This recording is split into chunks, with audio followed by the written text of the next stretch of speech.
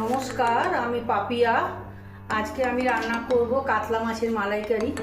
এইভাবে রান্না করলে দেখবেন মাছটা খেতে খুব ভালো লাগবে। রোজই একই রকম রান্না ভালো লাগে না খেতে, সেই জন্য একটু নতুনত্ব কিছু করার চেষ্টা করছি। দেখুন আমি কীভাবে রান্নাটা করব। আমি প্রথমে কাজটা জেনে নেব। আর আমি রান্নাটা সর্ষের তেলে করবো। কড়াইয়ে সর্ষের তেল গরম করতে দিয়ে দেবো। তেলটা গরম হয়ে গেছে, আমি কড়াইয়ে তারপরে তেলটা দিয়ে নেবো। আর তেলের মধ্যে সামান্য একটু নুন দিয়ে দেবো, তো মাছটা না শেষ হয়।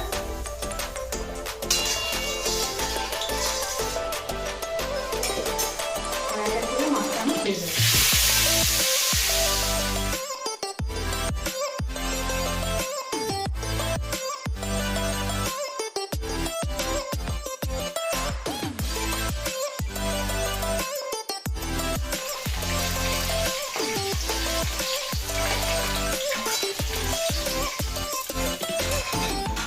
মাছটা ভাজা হয়ে গেছে। মাছ ভাজা তেলের মধ্যে আমি গোটা গরম মশলা আর দুটো তেজপাতা দিয়ে দেবো। এবার আমি এর মধ্যে 2 চামচ পেঁয়াজ বাটা দিয়ে দেবো।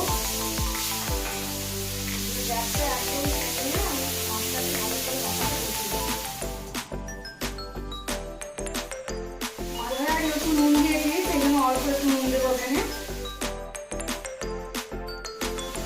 1 চামচ আদা বাটা দেবো, 1 চামচ রসুন বাটা দেবো।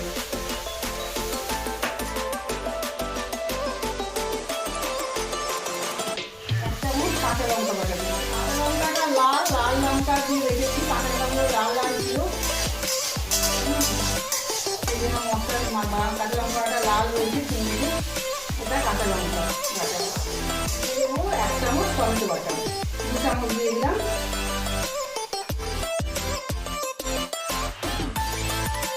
হলুদ গুঁড়ো দিয়ে দেবো 1/2 চামচ, আর কাশ্মীরি লঙ্কার গুঁড়ো 1/2 চামচ। খুব ভালো করে গ্যাসটা বাড়িয়ে দিয়ে মশলাটা ভালো করে কষিয়ে নেব।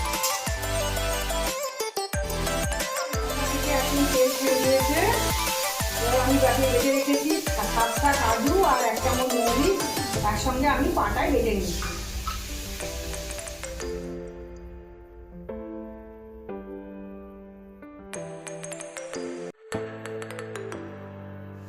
অল্প সামান্য চিনি একটু দিয়ে দিলাম।